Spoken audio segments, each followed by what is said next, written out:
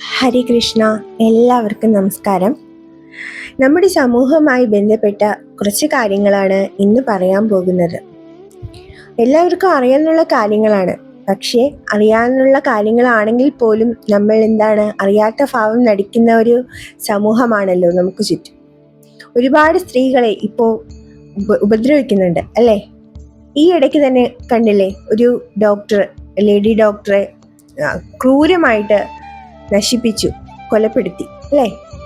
ഇതൊക്കെ നമ്മുടെ സമൂഹത്തിൽ നടക്കാൻ കാരണം എന്ന് പറയുന്നത് കലിയുഗത്തിൽ ഇതെല്ലാം സംഭവിക്കുമെന്ന് ഭഗവാൻ നേരത്തെ തന്നെ പറഞ്ഞിട്ടുള്ളതാണ്.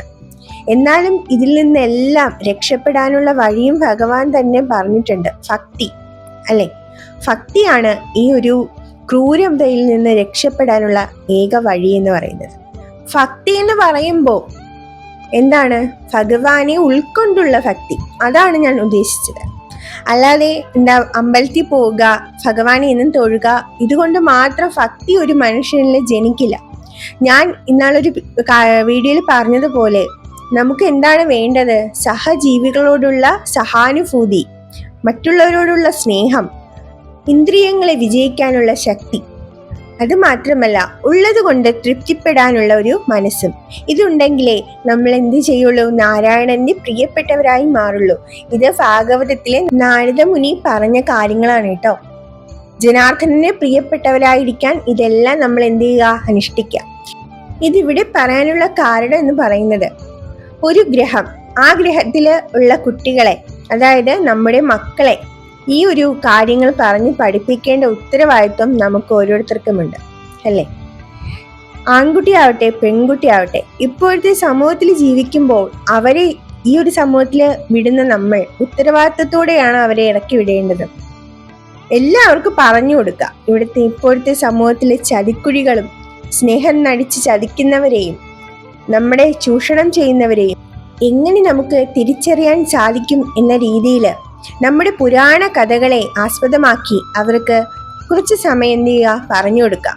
ത്രിസന്ധി നേരത്ത് വിളക്ക് വച്ചിട്ട് അവരെ ഇരുത്തി ഒരു പുരാണ കഥ പറഞ്ഞു കൊടുക്കാൻ ഏതൊരു ഗ്രഹത്തിലെ അച്ഛനമ്മമാർക്കാണോ സാധിക്കുന്നത്, അവിടുത്തെ കുട്ടികൾ ഒരു കാരണവശാലും വഴിതെറ്റി പോയില്ല, ഇങ്ങനെയുള്ള ചതിക്കുഴികളിൽ ചെന്ന് വീഴില്ല. ഇപ്പോൾ ഞാൻ പറയുമ്പോൾ മറ്റുള്ളവർ ചിന്തിക്കുന്ന എന്തായിരിക്കും? ആ പെൺകുട്ടി, അതായത് ക്രൂരതയ്ക്ക് ഇരയാകപ്പെടുന്ന പെൺകുട്ടികളും ഇതൊന്നും ചെയ്യാതെ കൊണ്ടാണോ അവർ ക്രൂരതയ്ക്ക് ഇരയാകുന്നതെന്ന്. അങ്ങനെയല്ല കേട്ടോ ഞാൻ ഉദ്ദേശിച്ചത്. ക്രൂരത ചെയ്തവരുടെ പാരൻസ് അവരെ നേർവഴിക്ക് നയിച്ചിരുന്നെങ്കിൽ ഒരു കാരണവശാലും അവരെന്ത് ചെയ്യില്ലായിരുന്നു? ഇങ്ങനെ സ്ത്രീകളോട് അപമര്യാദയായിട്ട് പെരുമാറില്ലായിരുന്നു. അവിടെ ഒരു പാരൻസിന്റെയും കൂടെ ഒരു സപ്പോർട്ട് നമ്മുടെ സമൂഹത്തിന് വേണം. ഇപ്പോഴത്തെ പാരൻസ് മിക്കവരും ഞാൻ ശ്രദ്ധിച്ചിട്ടുള്ള കാര്യമാണ്, മക്കൾ എന്ത് തെറ്റ് ചെയ്താലും അവരെ സപ്പോർട്ട് ചെയ്യും അല്ലേ?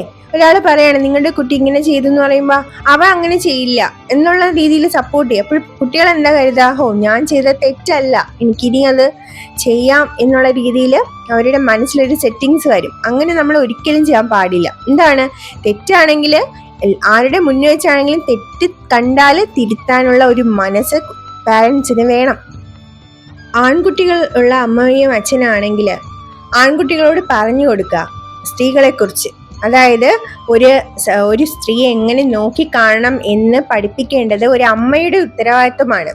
ഒരു അമ്മയാണെങ്കിൽ ഒരു ആൺകുട്ടി ഉണ്ടെങ്കിൽ ഉറപ്പായിട്ടും ഒരു നാണവും കൂടാതെ ഒരു മടിയും കൂടാതെ ഒരു സ്ത്രീയെ കുറിച്ച് അവനും പഠിപ്പിച്ചു കൊടുക്കുക. നിന്റെ സഹോദരിയെ പോലെയാണ് മറ്റുള്ള സ്ത്രീകളും, നിന്റെ അമ്മയെ പോലെയാണ് മറ്റുള്ള സ്ത്രീകളും എന്നുള്ള ഒരു തിങ്കിങ്, അതായത് ഇന്നുള്ള ഒരു ചിന്ത ആ കുട്ടിക്ക് വന്നു കഴിഞ്ഞാൽ ഒരു കാരണവശാലും എന്ത് ചെയ്യില്ല, അവൻ ഒരു സ്ത്രീയെ മോശമായിട്ട് സമീപിക്കില്ല, നോക്കുക കൂടിയില്ല. അപ്പോഴൊരു അമ്മ, അതായത് ഒരു അമ്മയുടെ ഉത്തരവാദിത്വം തന്നെയാണ് അങ്ങനെ പറഞ്ഞു കൊടുക്കേണ്ടത്. ഒരിക്കലൊരു ക്ലാസ് റൂമിൽ ഒരു അധ്യാപകൻ ക്ലാസ് എടുക്കുകയായിരുന്നു. ബയോളജി ക്ലാസ് ആണ്. അപ്പോൾ ഒരു സ്ത്രീയുടെ മാറിടം ഉണ്ടായിരുന്നു പുസ്തകത്തിൽ. ഇത് കണ്ടിട്ട് ടീനേജ് കുട്ടികളാണ്, അവരെന്ത് ചെയ്തു? ചിരിച്ചപ്പോ അധ്യാപകൻ വളരെ മാന്യമായിട്ടും ചിന്തയോട് കൂടിയും അതിനുള്ള ഒരു ഉത്തരം അവർക്ക് കൊടുത്തു. ആ ചിരിക്കുള്ള ഉത്തരം എന്തായിരുന്നു അത്?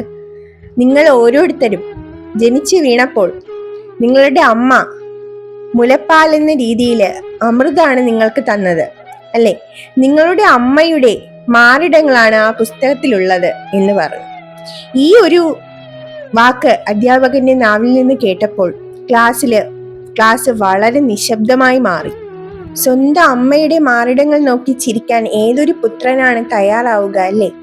ഇത് തന്നെയാണ് മറ്റുള്ള സ്ത്രീകളോട് നമുക്ക് വേണ്ട സമീപനം. സ്വന്തം അമ്മയാണ് അല്ലെങ്കിൽ സ്വന്തം സഹോദരിയാണ് നമുക്ക് നേരെ നിൽക്കുന്നത്, അല്ലെങ്കിൽ നമുക്ക് അടുത്തുള്ളത് എന്നുള്ളൊരു ചിന്ത നമുക്കുണ്ടെങ്കിൽ ഒരു കാരണവശാൽ എന്ത് ചെയ്യില്ല, അപമര്യാദയായിട്ട് നമ്മൾ പെരുമാറില്ല. ഒരു സ്ത്രീയുടെ മാറിടങ്ങളും സ്ത്രീയുടെ ശരീരവും ഒരു പവിത്രമായ ഒരു പവിത്രതയാണ് അതിലുള്ളത്. അതില് മോശമായിട്ട് ചിന്തിക്കാനോ ഒന്നുമില്ല. എല്ലാം പവിത്രമാണ്.